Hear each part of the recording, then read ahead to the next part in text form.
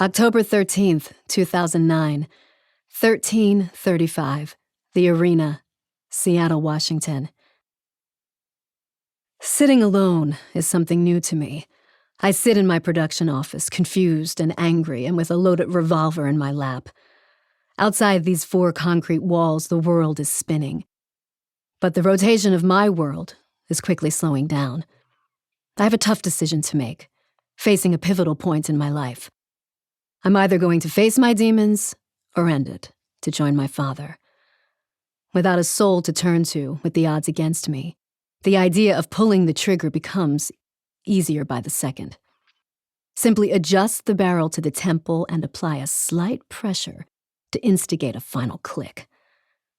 I need to escape the constant mental pain that has consumed me since his passing. With the hammer pulled back and ready to fire, "I am sorry, Father," escapes my mouth in a whisper. I shut my eyes. I take one long last breath in and start to squeeze I suddenly feel pressure, a hand on my shoulder. I jolt around. Nothing.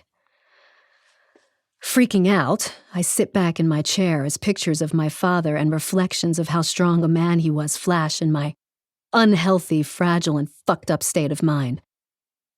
Is this how he would want me to reach the afterlife? I'm not sure if there is a heaven, but my father started to believe during his last years on Earth. Would he accept my presence on his cloud of eternal peace with my brains trickling down my neck? Probably not. Besides, I may be alive because he has unfinished business that falls onto my shoulders caused by his untimely death. Barrel pressed to my head and the hammer pulled back. My thoughts shifted from a cloud in the sky back down to reality. In all honesty, I'm not sure if I will be ready for what stands against me. But my brains on the floor also send shivers down my spine and tears down my face.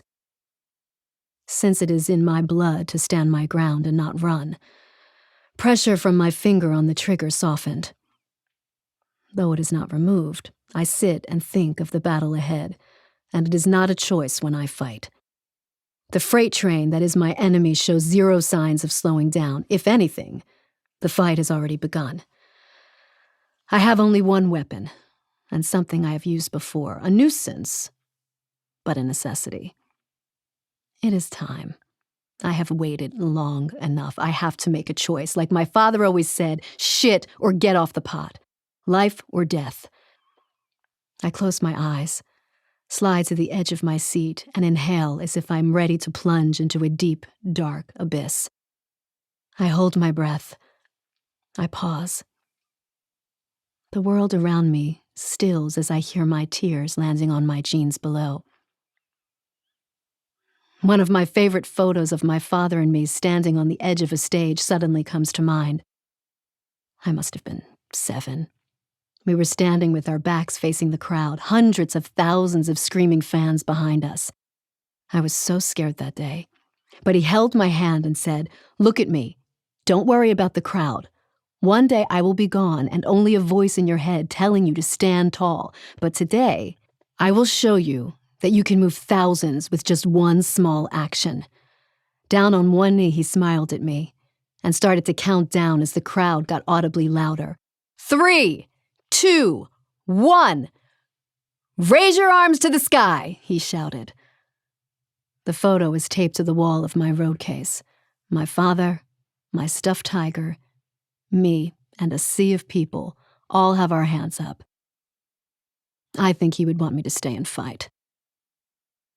I force open one eye, closely followed by the other, and there it sits on the desk in front of me.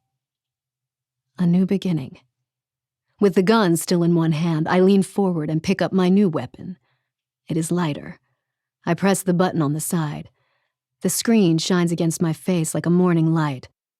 A vibration sends a rush of energy back to my soul, and a sigh of relief escapes my mouth.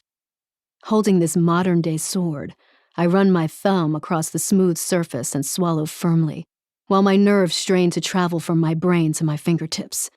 The cartel will never expect an attack like this. They can't stop me now.